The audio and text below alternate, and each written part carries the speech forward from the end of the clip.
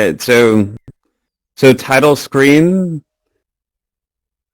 in a long time ago. Wait, I already did that wrong. Anyway, and your it hand doesn't is, matter. and your hand is for me continuing to float away. Yeah, for Far, me far away. too. Which it's in a galaxy far, far away. But anyway, let's bring that back. All right, so hello there, Michael. Live long and prosper. Hello, Lance. I'll do the thing. Just imagine that I have fingers. Yeah, just imagine the fingers. Here, there we go. Yeah. So I understand you're all set. You're primed to be cagey in even the simplest answers. So we'll just lay it out there. May the Fourth be with you always. It's May 4th, Star Wars It is. Day. It is. It is May 4th. That's Yeah. right. The day before Cinco de Mayo. And the day after Diez de Mayo. Exactly. So also important. And that I've watched the films, I enjoy them. I know 80% of the names of the main characters,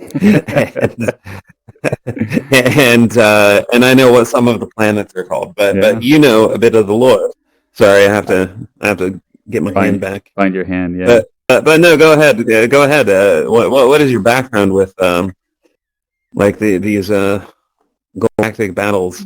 Well, films? Star Wars got me through some difficult times. The late 90s, mid and late 90s, and then it's just kind of been with kids me. Were always beating you up. They were always beating you until I learned how to tell them that I wasn't the wuss they were looking for. Because I came in early today. I put on this outfit, and like each article of clothing represents a different character. Yeah. From Star Wars. So like Reckham kind of like piggybacked on the success of Mandalorian. Yeah. And did like a whole Boba Fett ensemble. But I didn't want to just do that. I wanted a mixture. So let's look in the mirror. Let's look in the mirror. What do you got here? I mean, to be honest, so tell me. It did look contradictory. I mean, I see a cape, and a cape is a cape. I'm assuming it's Lando, but it could be Darth since it's not purple. It shouldn't be Lando's. But the green, purple. Yeah. Okay. So you're speeding through it. So yeah, cape is a Darth Vader cape. Yeah. That's correct. All right. Okay. The helmet. So what's next? The helmet is helmet. It's a Mandalorian helmet. The color is not red, so I think it's just Mandalorian. I think it's nondescript Mandalorian. Yeah, just Mandalorian. Yeah. Okay. Yeah, just your standard. Yeah, like a Mandalorian on the street. Yes. Yeah, and that jacket. Mm-hmm. I mean, yes. It's either Lando or Greedo, but part of me wants to say it's Greedo. Incorrect. Yeah. It's not Han Solo. No, I mean, yeah, it could be. It could be. But that was my thinking. I was thinking new trilogy. New trilogy. Oh, new trilogy. Yeah. Yeah. I mean, it's not. I wish it was Kylo Ren, but it's not Kylo Ren. No, I don't know. It's not Poe Dameron. Is it not Poe Dameron? I don't think so. Because he was a pilot. Is it not Poe Dameron? I don't think it's. I mean, is it maybe in the third movie? I mean, the movie that maybe like on the weekend when he's on shore leave. Yeah, that's true. Yeah, I don't know. Yeah. Anyway, I was thinking that's Poe Dameron. That's what I was thinking. What I didn't know necklace? her name. I just what about the necklace? Yeah, go for the necklace. I think that's a Princess Leia Organa Solo. Yeah. Very good. Like some ceremonial black pearls, like from Naboo or something like that. Okay. Alderaan. Okay. More like. Okay. Look at this. This is more symbolic, I would say. Yeah. Actually, I'm not even going to ask you to speculate because on this side we have so this side, the dark side, and the light side. So these are like lightsaber colors. But that one's lighter. than this. Well, maybe that's no. It is that one's no. Your headset's broken. Your headset's broken. This is perfect. Okay. So got it all. Oh, you didn't do the belt. The belt's pretty easy. Like the the bandolier. The belt thing. Yeah. Bandolier. Yes. Yeah. It looks a little Wookiee-ish. Small. Yeah, but yeah, just in the theme of Star Wars, we'll do a trilogy, so we can like milk the topic a bit. So milk it for blue milk. So yeah. So what we'll do is we're going to visit some different places inside Rec Room. Some of them quite popular, but some a bit more obscure. And like when you are doing a Star Wars thing inside Rec Room, you have a lot to choose from. I mean, you have thousands of rooms to choose from. I mean, someone could make a full career of just going to Rec Room Star Wars themed places and reviewing it, and that's my Twitch stream or whatever. Yeah, I mean, you would have an endless supply of content. Well, so if anyone's out there who wants to do it. You're setting up some high expectations, Lance. For me, for the variety of Rec Room Star Wars experiences, I want to see the Rec Room version of B. Arthur's song from the holiday special. Is that here? Oh, Am I going to be able to see Rec Room B. Arthur? Yeah, you know what? It was, but then George Lucas stepped in. And said this cannot exist. Old and if you get rid of it, I'll give you $1.25 billion. And Rec Room took the deal to make some enemies. Actually, let's not do it here. There's no reason to do it here. So let's party up. Yeah. And we'll go somewhere more fitting, because there's a conversation that we have.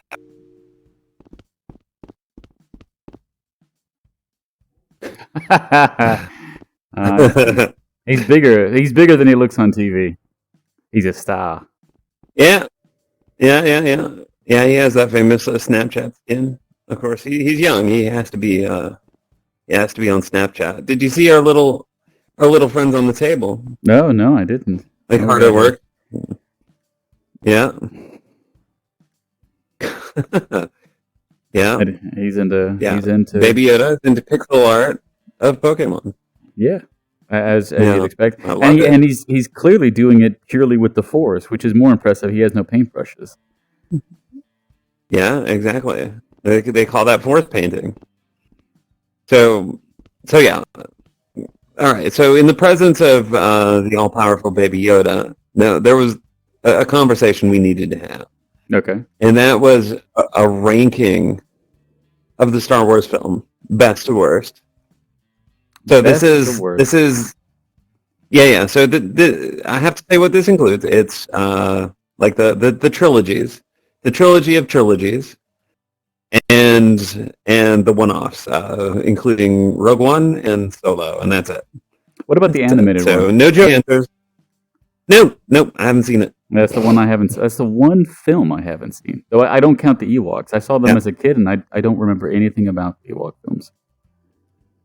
Yeah, I've recently heard a synopsis of the plot, in which, like the first 10 minutes of the film features a couple kids being orphaned and left on the moon of Endor. So. Well, the second one, is like it's like Alien 3. It just kills everyone for the previous film in the first 10 minutes.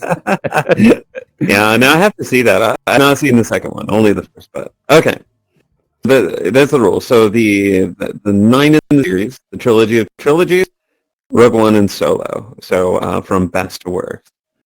So. So how should we do this? Yeah, so, maybe I say the best. I'm best. You best. Just all of them? No, we can go in order. Just try to go down your list, and then I'll do mine. Okay. Yeah. Okay. So we're gonna make some good friends here. Everybody agrees. Everyone's watching. They're gonna love this. Yeah, good strong. And I hope that everybody who's watching really, really cares a lot about Star Wars, because this is going to make them really happy. So number one with a bullet, Rogue One. Rogue One is my favorite. Okay, all right. Now, wait. When we say favorites, or are we talking about best in terms of some sense of quality, or favorites as in the ones we like to rewatch? Because that might change answers. Well, no. I mean, it's subjective. Okay. It's subjective, so like I'm choosing the ones I like the most. Okay. I'm not gonna say like my favorites in terms of like box office numbers. That's absurd. No, but you're like it has to be subjective, or otherwise why rank them? No. My point is, my question is, if you put Rogue One number 1, I understand it's your favorite. You enjoy watching it the most. Would you say that it is a better film than the other films? Yes. Okay. All right. I just wanted to that is how. Okay. Yeah. No. So no. This is helpful. I'm glad you asked, because if I say I enjoy watching this film the most, that's because it's better than all the other films. Okay. All right. And that's it. That's it. So and this again, I said subjective. So this is my truth. Yeah. So number 1, Rogue One. Okay. All right. Impressive. Ready? Okay. Okay. I'm up next. Number 2, The Last Jedi, Episode 8. Okay. All right. I know you're trolling. So, that's where the true friendships come. So and we can explain why. I mean, probably you can infer like why I like this, and like part of it is just the culture surrounding The Last Jedi. But I mean that really hit the sweet spot. Okay, so number 3. I mean, there's no laugh here. Number 3, of course, is Empire, like Empire Strikes Back. Of course. Episode 5. Number 3. Number 4. Here we go. Are you ready? A New Hope. A New Hope. So we're getting a bit more standard now. A little bit, yeah. All right. Yeah. Yeah. All right, ready? Number 5. Force Awakens. Okay, all right. Number 6. Return of the Jedi. Okay. Number 7. Solo.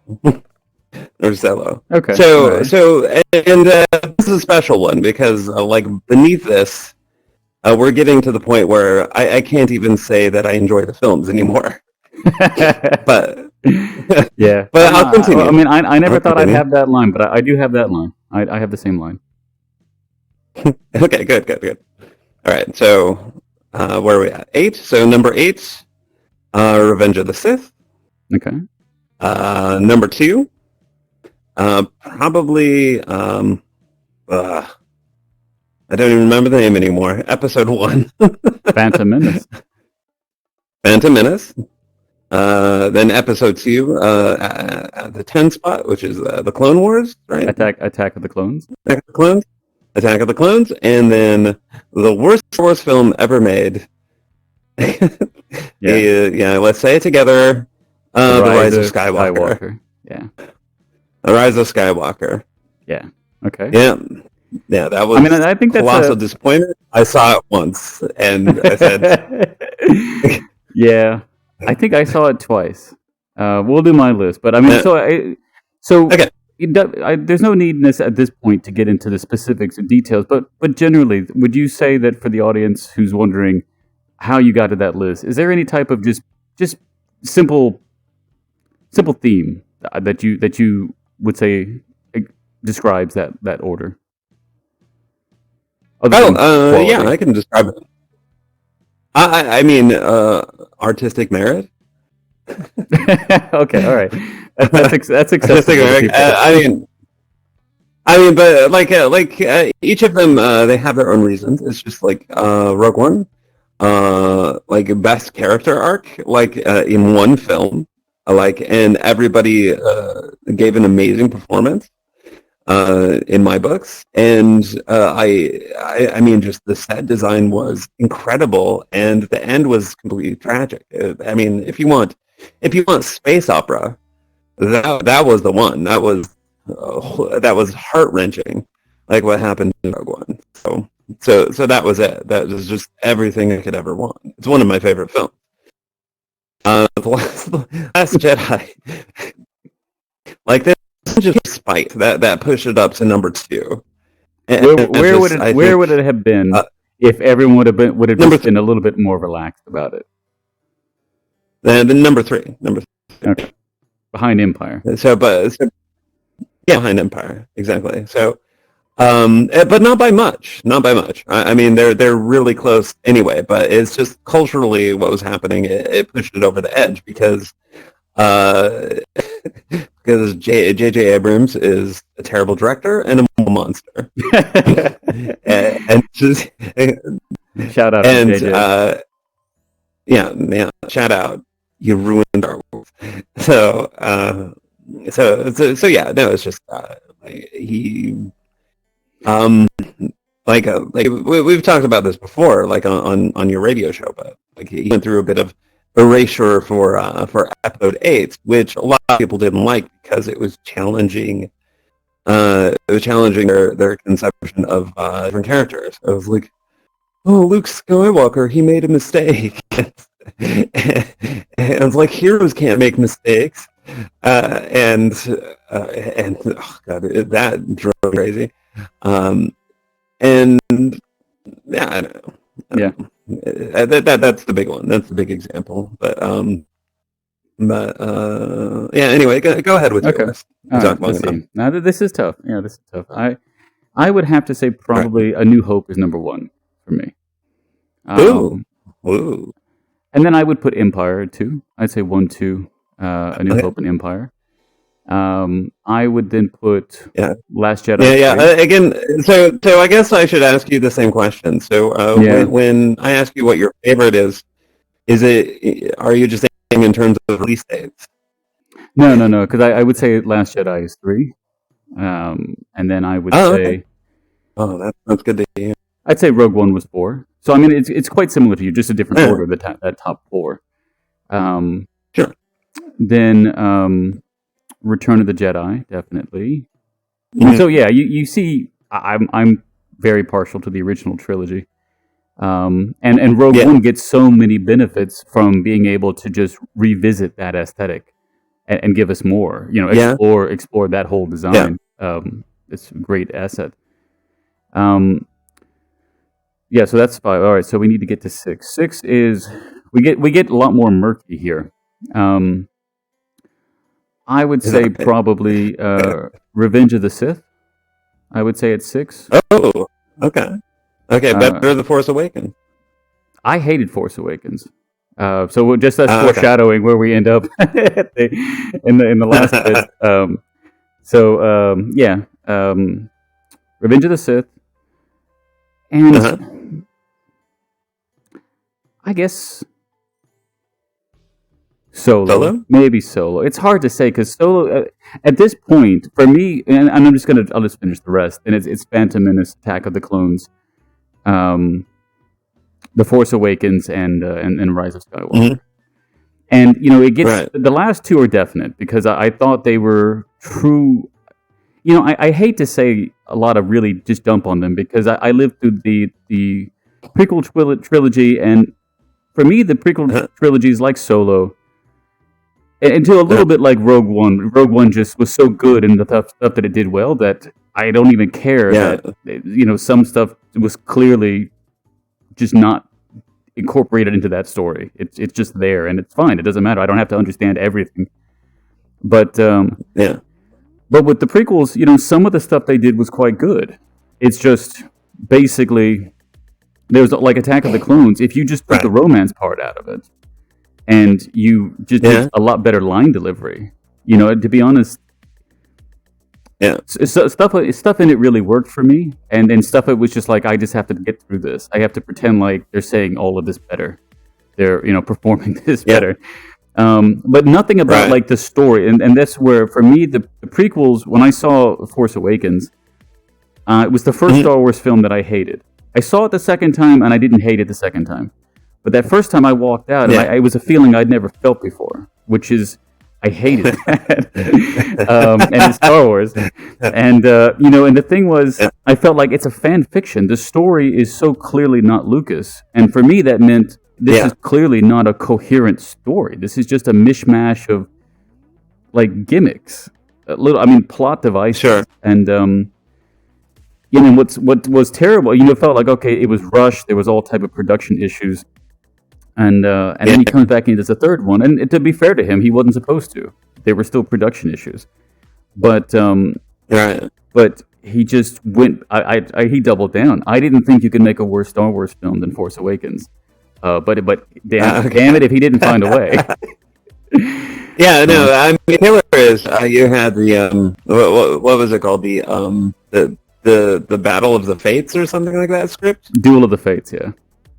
The Duel of the Fates. Yeah, sorry. And I read the script, just kind of the cliff notes for the script, and it was a much better film. The novelization. Well, I mean, I didn't read the proper script, so maybe, but it just wasn't executed. There were just parts where you just say, George, you just gotta. I don't care if it takes another few weeks of shooting. Yeah. And what the thing was that he had a dialogue guy from the original trilogy that wasn't involved in the prequels. And I think actually the Empire Strikes Back director Kirshner, he did a lot of the dialogue in that film. Some of the more iconic ones were either ad-libbed or he did some work on the dialogue. Yeah, and that's always been Lucas's thing, is that he just, because he hadn't directed in so long before the prequels, like 30 years almost. Right. And he just didn't know, I don't think, how to give directions to actors. And if you read the actors, some of the older ones, the best ones were the oldest ones who just didn't need as much of that. But they all complained about it. They all just complained. Like there was just so much green screen, blue screen, and Yeah, no, they weren't in the same place at the same time, acting together, and the delivery was consistently tilted across the whole prequel. But yeah, and the end result for the actors was largely negative. It's like for a long time, Natalie Portman couldn't find work. Hayden Christensen still can barely find work. Yeah, and the child Anakin. He was just bullied constantly throughout his childhood because they made, and this is tragic. But he wanted to be in Star Wars. So. Yeah, and I think but I read interviews. Be careful what you wish for. He got arrested a couple years ago. I remember reading the report. Anakin goes to the dark side. But I saw an interview with him at a Comic-Con, and he didn't tell like a negative story. He's like, I don't remember it very, very well, but I remember I had all the toys, I had all the stuff. He's like, I don't have any negative thoughts about the process. Everybody was quite nice, but okay. Yeah. Anyway. Okay, so before this drags on into a Star Wars podcast, we do have to remember what we're doing here. Yeah. Like all of a sudden, so we have to reel it back in and say, like, we're here to do things and see things. So, favorite character? Luke. Yeah, stupidly, very, very, very vanilla. I like Luke. He's the one that I always focused on. Yeah. Have you ever seen Thumb Wars? Yeah, I have. Yeah, no, I mean, ever since seeing Thumb Wars, in which they paint Luke as this kind of whiny country. Yeah, everybody. Everybody. We got to go to the Death Star, right? I mean, we're going to go in order of your favorite film scenes, probably. Incorrect.